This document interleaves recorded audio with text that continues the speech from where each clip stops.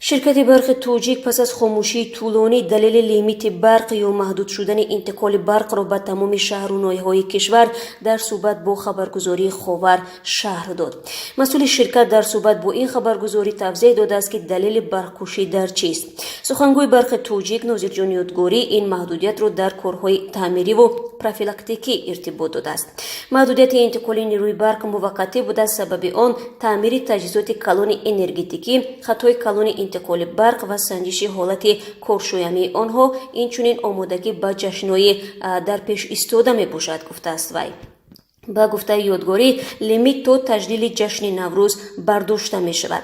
باید گفت که چند هفته اخیر ساکنان تاجیکستان از گوشه و کنارهای گوناگون کشور خبر داده بودند که در محلهای آنها روزانه یا شبانه برق را خاموش می کنند. با گفته ساکنان در همین حال کسی توضیح نمی دهد که برق برای چی و تا کی خاموش کرده می شود.